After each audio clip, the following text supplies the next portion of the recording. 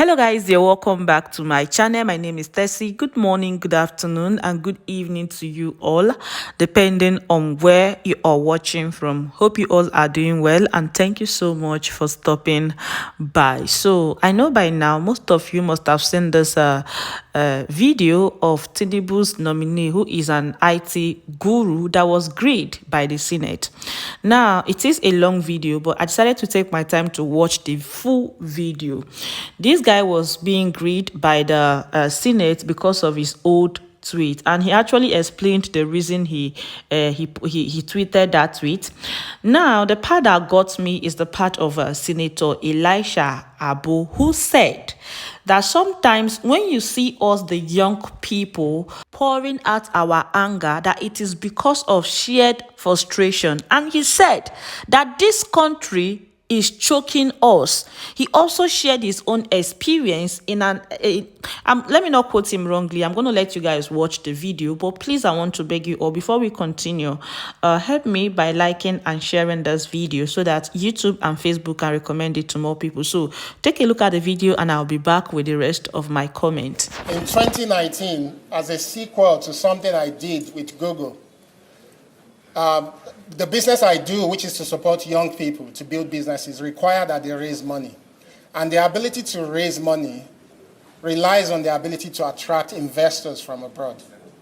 And I did everything possible to build a company that is fully domiciled in Nigeria. In the technology space, people hardly domicile their businesses in Nigeria. I domiciled that business in Nigeria.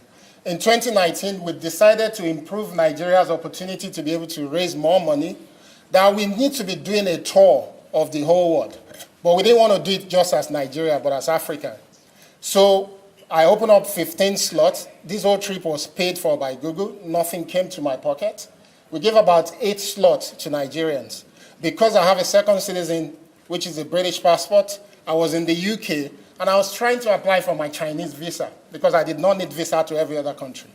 I got to the embassy, and I was told that it would take me 2 days to get my Chinese visa. I was excited. And the gentleman said, "What do you do? Where's your pay slip?" I said, "I run my business." He says, "We have to see your bank account statement." I said, "I'm happy to provide it, but my business is fully domiciled in Nigeria." The moment I mentioned Nigeria, the gentleman said they have to do a special check on me, and it was going to take minimum 2 weeks. In anger, I tweeted what you read, which was paraphrased wrongly. One, I've also been given a taste of what young people have been doing to all of you as well, which is the tweet you read is just the first part of that tweet. The second part specifically mentioned that for us to lift this country up, we must find a way to correct our image, to project positive image. Because I don't want my 2 young girls to grow up, because they're going to be proud Nigerians, I don't want them to grow up to experience the same thing. This is something that can be proven. What they've given to you, sir, is just a screenshot of the first one, which is convenient. I'm very passionate about Nigeria, very. As I'm standing in front of you, I've just closed a business that I've been working on for 2 years, which is going to support 36 Nigerian entrepreneurs with 65 million naira to build technology that's specifically focused on education. I do not do this because of my pocket. I'm standing here with you today because people know me for the work I've done, not because of my father or mother, because they're both late. I do not have political connections. I am extremely passionate about Nigeria. What it takes for Mark Zuckerberg to say I'm going to Africa for the first time, and before meeting anybody, it was me he came to, was a lot of due diligence on my passion and interest.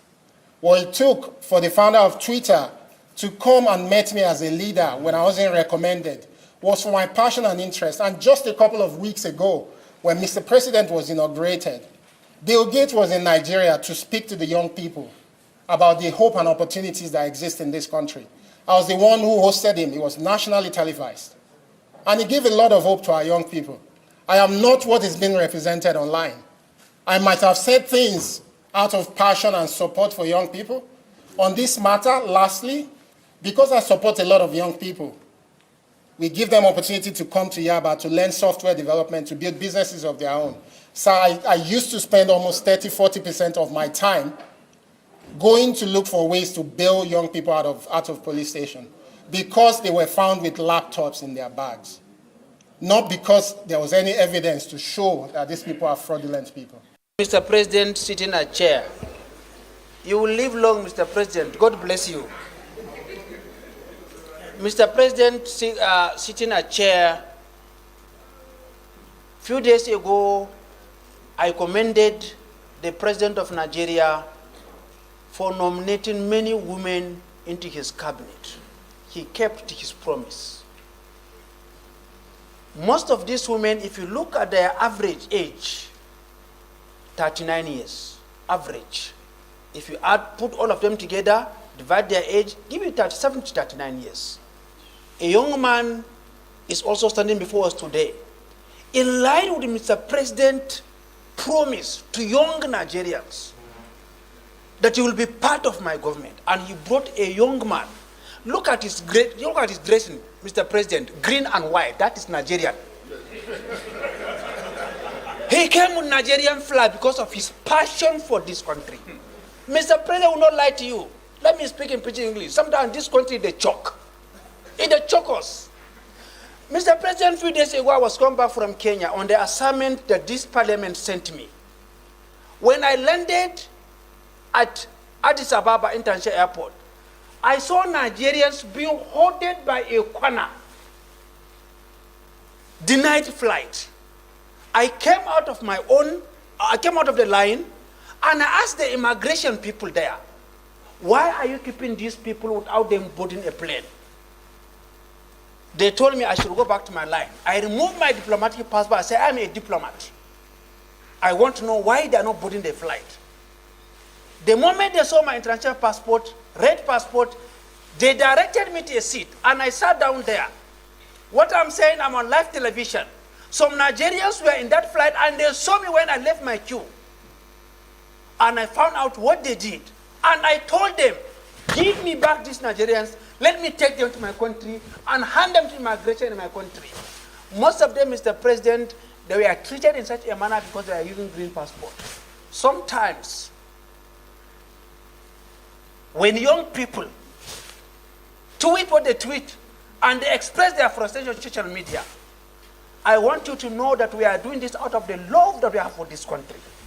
Not that we hate this country. We have nowhere to go. This is our country. This is an orphan, without a father, without a mother, without a godfather, recognized by the president for his work and presented to serve. Most of these young people who are leaving the country, Mr. President is telling them, come back.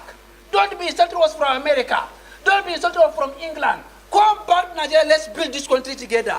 And that's why Mr. President nominated him to come back home and offer this country. We commend Mr. President for the love that he has for youth, for women, and his vision for a new Nigeria. Colleagues, please, I beg you as a young person, when you see us sometimes you express passion, support us as your sons, as your daughters. Don't use our age against us. Use our age to see that we help this country. I beg colleagues, this boy is very intelligent. Take a bow and go, please. All right, my people, and that is it for you all. I'm glad that this is Senator Elisha Abu also sharing his own experience at the airport. I'm very sure that some of them cannot even be bold enough to travel with Nigerian passports, because once you are seen with that green passport, not just the green passport, Nigerian passport, once you are seen with that passport, everything about you totally becomes rubbish in the eyes of foreigners. So thank God that they know that we are not just blabbing. The country is choking us, according to Senator Elisha Abu. Thank God for them that even have the privilege to even travel with their diplomatic passport. But if you see the kind of frustration that we go through because we are traveling with Nigerian passport, it's good. Thank God that they know. This is an APC senator saying it. These people, they have so rubbish this country to the extent that people don't want to identify with anything that has to do with Nigeria outside Nigeria. So it's not just about saying it. They should look for a way to address the issues we are facing in this country, because it is choking all of us. And it may just be the poor masses now. A time will come when even them that think that they have the money to escape some of the challenges we have in this country can no longer escape them, because it will be coming to their doorstep to knock for them. That is it for you all, my people. I saw the video and I said, let me come share with you all. With all of that being said, I'm going to say thank you so much for watching. I really appreciate you. Your love, support, and effort upon this channel is not taken for granted. Let me know what you think, and I'll see you all in my next video. Bye-bye. Bye.